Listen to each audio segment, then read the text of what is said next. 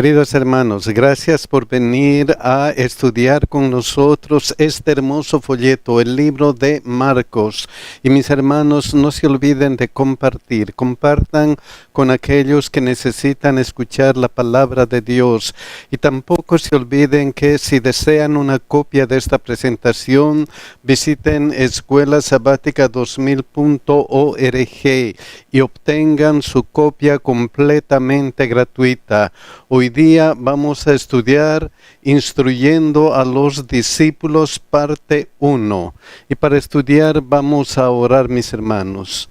Santo, santo, santo Dios que estás en los cielos, te agradecemos porque en tu inmenso amor nos has traído aquí a tu casa para estudiar tu Santa Biblia, para estar en comunión contigo. Gracias, Señor, porque así podemos gozarnos de estar estudiando las palabras de vida eterna. Ayúdanos a comprender, Señor. Bendícenos uno por uno. Bendice nuestras necesidades. Cuida de aquellos hermanos que han pedido una oración especial a través de nuestra página. Y también, Señor, cuida y bendice a nuestros hijos. En el nombre de Jesús te lo rogamos. Amén. El versículo de memoria se encuentra en Marcos 8:34. Dice: Luego Jesús llamó a la gente y a sus discípulos y les dijo: Si alguno quiere venir en pos de mí, niéguese a sí mismo, tome su cruz y sígame. Esta semana vamos a estudiar algunas enseñanzas de Jesús para los discípulos y para nosotros. Vamos a empezar con el primer día, viendo claramente. En esta historia que presenta la Biblia, vamos a ver el proceso del desarrollo de la percepción espiritual. Y vamos a buscar Marcos 8:22. Miren lo que dice. Vino luego a Betsaida. ¿Quién vino a Betsaida? Jesús. Siempre en el proceso de salvación, de curación, la iniciativa tiene Jesucristo. Entonces Jesús siempre toma la iniciativa, pero Jesús nos ha encargado a nosotros ayudar a las personas, como en este caso, y le trajeron un ciego. ¿Quiénes le trajeron? Algunas personas. Entonces el ciego necesita la ayuda de otras personas. Y esas personas, ¿qué deben hacer? ¿Qué debemos hacer nosotros cuando vamos a ayudar a algunas personas? ¿Qué debemos hacer? Y le rogaron que le tocase. El ciego necesita que estas personas oren por él. Necesitamos orar por los necesitados, así como lo hicieron en esta historia. Luego miren lo que pasa. Marcos 8:23 al 25.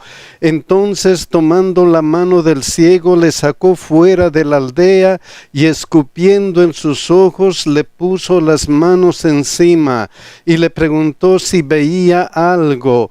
Entonces Jesús inicia el proceso de saneamiento, el proceso de curación. Miren lo que dice luego. Él mirando dijo: veo los hombres como árboles, pero los veo que andan. Entonces en esta historia, cuando el ciego ve a los hombres como árboles, pero les ve andar, les ve caminar, es como Jesús les estuviera diciendo: ten en cuenta que los hombres no son objetos como los árboles, son seres que necesitan ayuda, son seres que están caminando.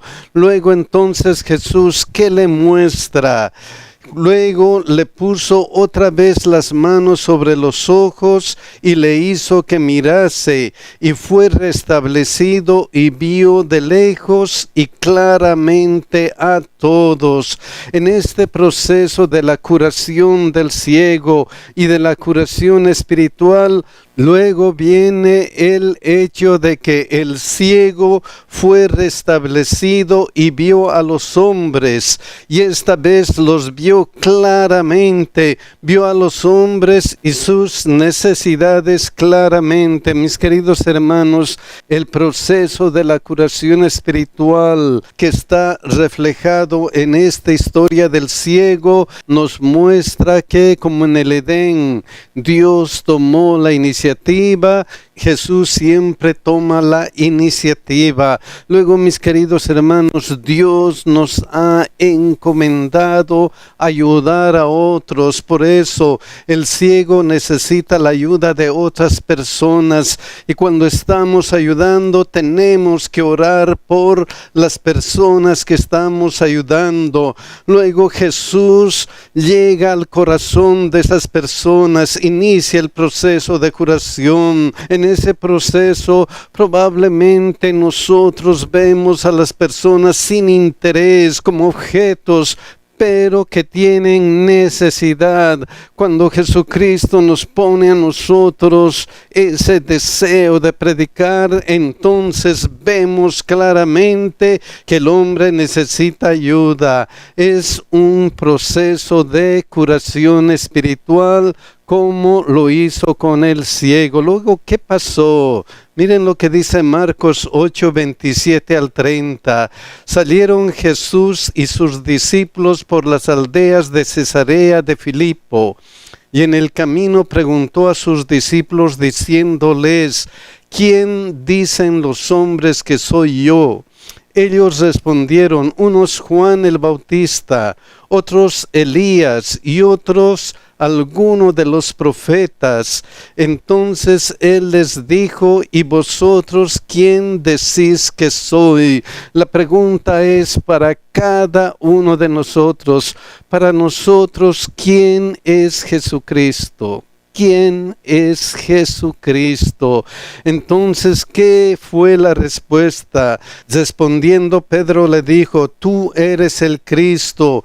Tú eres el Cristo, el Mesías, el Salvador del hombre. Entonces Jesús les dijo algo especial, pero él les mandó que no dijesen esto de él a ninguno.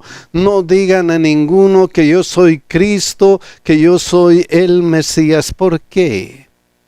Porque si recordamos las lecciones pasadas, lo que ellos estaban esperando fue un Mesías que tenía una connotación de derrocamiento del gobierno romano, un líder militar, un líder que iba a salvar al pueblo de Israel del yugo romano. Eso es lo que estaban esperando. Pero Jesús vino a salvar al mundo, como vamos a ver en el segundo día, que titula El costo del discipulado. Miren lo que dice Marcos 8:31. Y comenzó a enseñarles que le era necesario al Hijo del Hombre padecer mucho y ser desechado por los ancianos, por los principales sacerdotes y por los escribas. Cristo había venido para sufrir por cada uno de nosotros, y Cristo comenzó a decirles eso. Cristo, el Mesías, debía sufrir por cada uno de nosotros. Luego que no solamente debía sufrir y ser muerto, debía ser muerto. Cristo, el Mesías, debía morir por cada uno de nosotros, y luego que y resucitar después de 3 días. Cristo el Mesías debía resucitar después de 3 días. No digan a todos que yo soy el Mesías, que yo soy aquel libertador del yugo romano que ellos están esperando. ¿Por qué? Porque yo he venido a sufrir, a morir y a resucitar para salvar a la humanidad. Esa era la misión de nuestro Señor Jesucristo. Y miren cómo continúa la conversación. Marcos 8, 32 y 33. Esto les decía claramente. Entonces Pedro le tomó aparte y comenzó a reconvenirle, comenzó a hablarle y decirle: ¿por qué estás diciendo estas cosas? ¿Pero qué hizo Jesucristo? Pero él, volviéndose y mirando a los discípulos, reprendió a Pedro diciendo: quítate de delante de mí, Satanás. Yo he venido para una misión especial. Miren lo que dice Juan 4:34. Jesús les dijo: mi comida es que haga la voluntad del que me envió y que acabe su obra. He venido a hacer esta obra y nadie lo va a impedir. Quítate de delante, Satanás. ¿Por qué? ¿Por qué? Miren lo que dice: porque no ponéis la mira en las cosas de Dios, no pones la mira en lo que Dios necesita y tiene que hacer, sino en las de los hombres. Pones tu mira en las cosas de los hombres, en las cosas que no son importantes. Mis queridos hermanos, ¿en dónde ponemos nuestra mira? ¿En las cosas celestiales o en las cosas que no son importantes? ¿En dónde ponemos nuestra mira? Y mis hermanos, Jesús luego hizo un llamamiento especial. Miren lo que dice Marcos 8:34. Y llamando a la gente y a sus discípulos les dijo: si alguno quiere venir en pos de mí, si alguien quiere seguirme, si alguien quiere poner su mira en las cosas de Dios, tiene que hacer algo especial. En primer lugar, niéguese a sí mismo, o sea, someta su voluntad a Cristo. Ponga toda su voluntad a Cristo, como lo puso finalmente el apóstol Pablo cuando dijo: ya no vivo yo, mas Cristo vive en mí. Sometan su voluntad a Cristo, niéguense a sí mismo. Y luego, y tome su cruz. Jesucristo había venido a morir por cada uno de nosotros. Él había tomado la cruz que nos pertenece a cada uno de nosotros. Y cuando Él dice ahora tome su cruz, está diciendo: asuma su responsabilidad como discípulo. Si me va a seguir, esté dispuesto a asumir su responsabilidad como mi discípulo. Entonces síganme. Porque, mis hermanos, tenemos que someter nuestra voluntad a Cristo, asumir nuestra responsabilidad como discípulos. ¿Por qué tenemos que hacer eso? ¿Por qué? Miren lo que dice Marcos 8:35 al 37. Porque todo el que quiera salvar su vida, la perderá. Y todo el que pierda su vida por causa de mí y del Evangelio, la salvará. Porque ¿qué aprovechará el hombre si ganare todo el mundo y perdiere su alma? ¿O qué recompensa dará el hombre por su alma? Miren lo que continúa el versículo 38. Porque el que se avergonzare de mí y de mis palabras en esta generación adúltera y pecadora, el Hijo del Hombre se avergonzará también de él cuando venga en la gloria de su Padre con los santos ángeles. Cuando venga Jesucristo en la gloria de su Padre por segunda vez, dará a cada uno lo que le corresponde. Si hemos decidido seguirle, la vida eterna. Si hemos decidido rechazarle, la muerte. Entonces, cuando Cristo vuelva, tendremos nuestra recompensa. recompensa. El tercer día dice, la montaña y la multitud. Miren lo que pasó en Marcos 9:1. Miren lo que dice Jesucristo.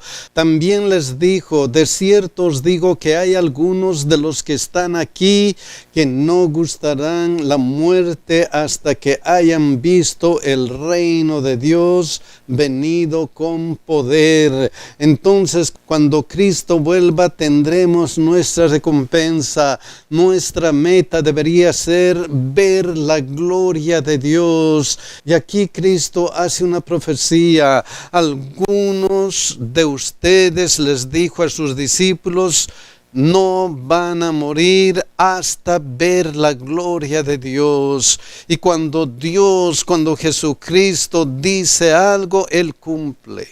Él siempre cumple. Y a los 6 días, miren qué es lo que pasó. Marcos 9:2, miren lo que dice.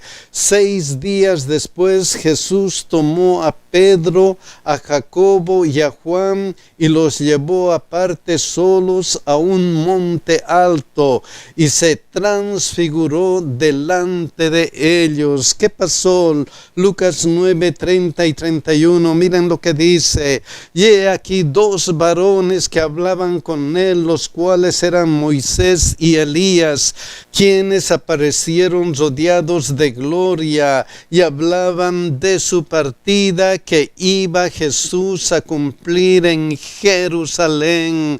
Entonces, mis queridos hermanos, cuando dice Jesús algo, se cumple. Les había dicho que van a ver la gloria, el reino de Dios, y ellos justamente vieron la gloria de Dios. Pero Jesucristo quiso mostrarles que todo eso va a depender de un acontecimiento. Marcos 9:9. Y descendiendo ellos del monte, les mandó que a nadie dijesen lo que habían visto, sino cuando el Hijo del Hombre hubiese resucitado de los muertos.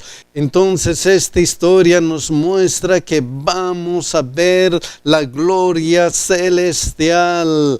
Es una fuente de esperanza para cada uno de nosotros.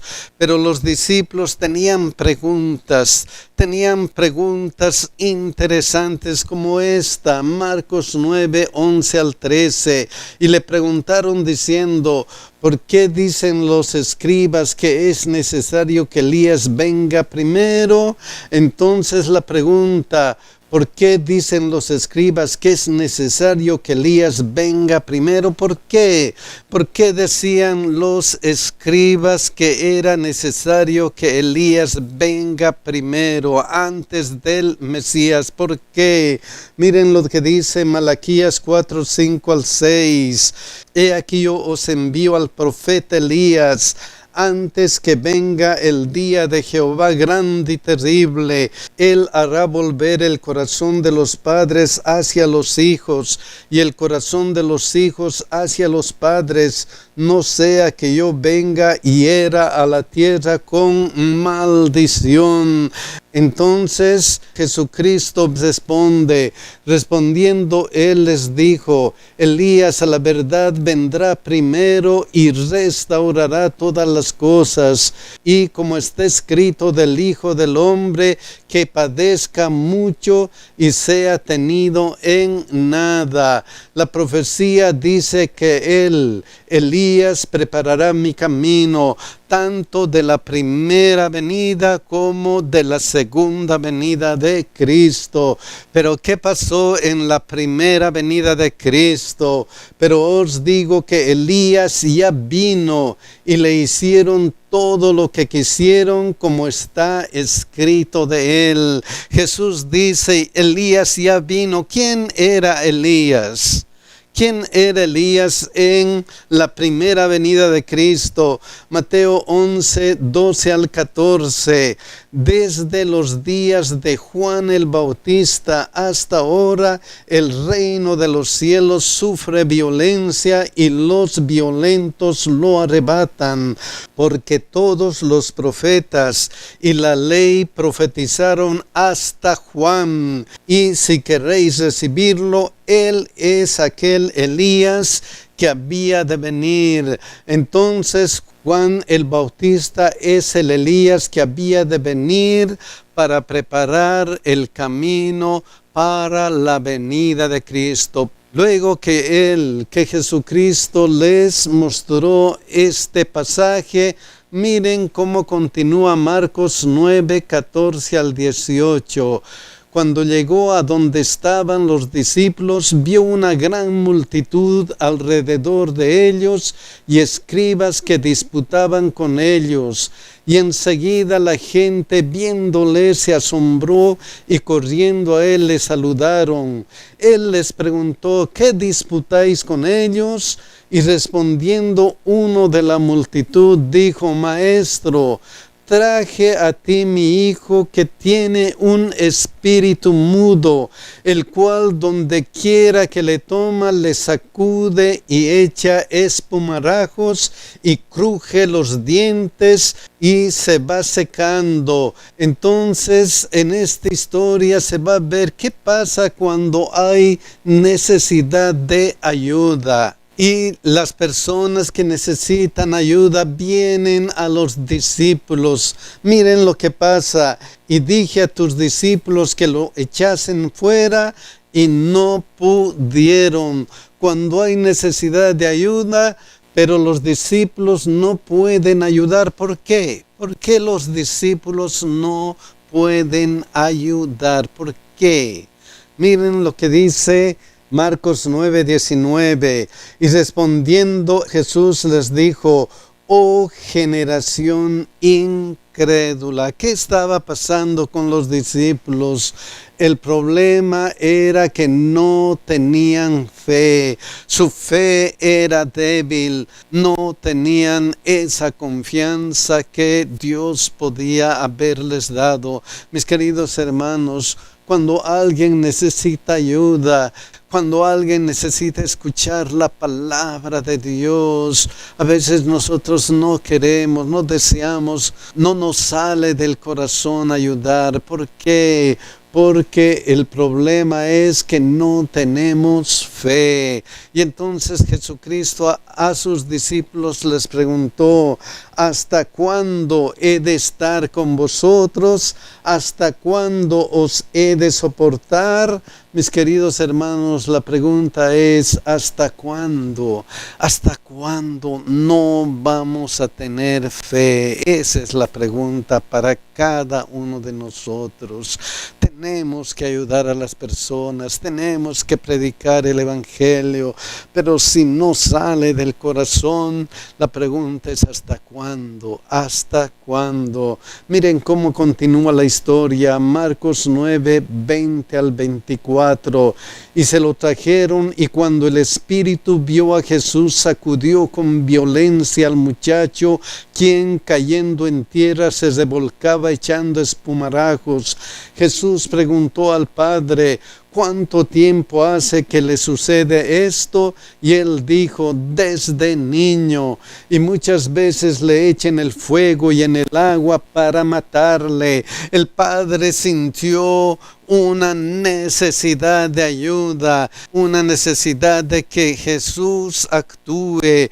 Pero miren cómo el Padre actúa, miren lo que dice: pero si puedes hacer algo, ten misericordia de nosotros y ayúdanos. La duda era si puedes hacer algo, si puedes hacer algo. A veces, mis queridos hermanos, nosotros dudamos del poder de Dios. Si puedes. Claro que Él puede hacer maravillas. Jesús puede hacer grandes cosas para ayudarnos.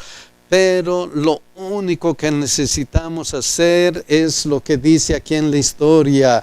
Jesús le dijo, si puedes creer, al que cree, todo le es posible. La duda era, si puedes hacer algo, Jesús le aconseja, si puedes creer, al que cree, todo le es posible. Al que tiene fe, todo le es posible. Entonces, ¿qué sucede? E inmediatamente el padre del muchacho clamó y dijo, creo, ayuda mi incredulidad. Oh, mis queridos hermanos, sabemos cómo terminó la historia. El niño fue curado completamente.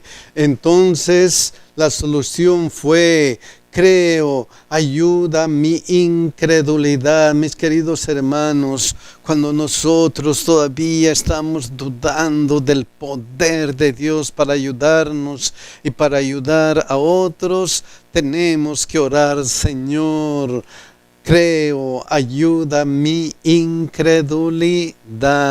Y Dios va a darnos el poder para predicar el Evangelio. El cuarto día titula, ¿quién es el más grande? Marcos 9, 31 al 34, porque enseñaba a sus discípulos y les decía, el Hijo del Hombre será entregado en manos de hombres y le matarán, pero después de muerto resucitará al tercer día. Jesucristo otra vez les está diciendo, mi misión es morir por cada ser humano, pero voy a resucitar. Pero ¿qué pasó con los discípulos? Pero ellos no entendían esta palabra y tenían miedo de preguntarle. Y llegó a Capernaum y cuando estuvo en casa les preguntó, ¿qué disputabais entre vosotros en el camino? Mas ellos callaron, porque en el camino habían disputado entre sí quién había de ser el mayor. Qué pena, mis hermanos, cuando los intereses personales, quién va a ser el mayor, son más fuertes que los objetivos espirituales. Cuando mi interés personal es más fuerte que lo que Dios se ha sacrificado para salvarme. Qué pena que a veces demostramos eso en nuestra vida. ¿Qué sucede cuando eso ocurre? Marcos 9:35. Entonces él se sentó y llamó a los 12 y les dijo, si alguno quiere ser el primero, será el postrero de todos y el servidor de todos. La primera parte de esta respuesta era, si deseas ser el más importante, tienes que hacer algo, tienes que ser un servidor, tienes que servir a todos. Si te haces siervo de todos como yo me hice siervo, dice Jesucristo, entonces vas a ser importante. La segunda parte de esta respuesta ejemplifica esa situación de servicio en este pasaje, Marcos 9, 36 y 37. Y tomó a un niño y lo puso en medio de ellos y tomándole en sus brazos le dijo, el que reciba en mi nombre a un niño como este, me recibe a mí. El que sirve a un humilde niño, me sirve a mí, dijo Jesucristo. ¿Y qué pasa cuando servimos a Jesucristo? Miren lo que dice, y el que a mí me recibe, no me recibe a mí, sino al que me envió. El que sirve a Jesús, sirve a Dios. Mis queridos hermanos, la vida cristiana es una vida de servicio. Hay que ayudar a aquel que necesita escuchar de la palabra de Dios. El último día dice, la persona sana en el infierno. Miren esta historia, Marcos 9, 42. cualquiera que haga tropezar a uno de estos pequeñitos que creen en mí, mejor le fuera si le atase una piedra de molino al cuello y se le arrojase en el mar. En estas palabras donde Jesús, para enfatizar la seriedad de lo que está diciendo, engrandece las consecuencias, nos muestra que es tan serio hacer tropezar a un cristiano que sería preferible ahogarse. Cuidado, mis hermanos. Cuidado que con nuestras actitudes hagamos tropezar a nuestros hermanos. ¿Y qué de nosotros? ¿Y qué de nosotros? Miren lo que dice Jesucristo en Marcos 9, 43 a 44. La seriedad con la que Jesús nos enseña que debemos permanecer sin pecado. Miren lo que dice: si tu mano te fuere ocasión de caer, córtala. Mejor te es entrar en la vida manco que teniendo dos manos ir al infierno. Mis queridos hermanos, Dios Jesucristo no nos está pidiendo que nos arrojemos al mar, no nos está pidiendo que nos cortemos las manos o los pies o nos saquemos los ojos. Lo que Él está tratando de enseñar con esta historia es que es tan serio cometer pecado que sería preferible cortarse la mano. Lo que Él nos está mostrando es la seriedad del pecado. Es tan serio cometer pecado que nos puede causar la muerte. Y luego Él dice lo siguiente: al fuego que no puede ser apagado, donde el gusano de ellos no muere y el fuego nunca se apaga. Es tan serio cometer el pecado que Romanos 6:23 dice: porque la paga del pecado es muerte. Es tan serio el pecado que su consecuencia es la muerte del que comete el pecado. Pero como hemos visto en estas historias, Jesucristo enfatizó que era necesario que sufriera, que muera y resucitara. ¿Para qué? Para darnos vida eterna. Por eso dice aquí: porque la paga del pecado es muerte. Es tan serio el pecado que la paga del pecado es muerte, mas la dádiva de Dios es vida eterna en Cristo Jesús, Señor nuestro. Porque de tal manera amó Dios al mundo que ha dado a su Hijo unigénito, para que todo aquel que en Él cree no se pierda, mas tenga vida eterna. Mis queridos hermanos, ojalá que aceptemos ese amor de Dios. Ojalá que nosotros pongamos nuestra mira en las cosas celestiales y no en las cosas que no importan. Que Dios nos bendiga y que Dios nos guíe en nuestra vida cristiana. Que Dios nos cuide, mis hermanos.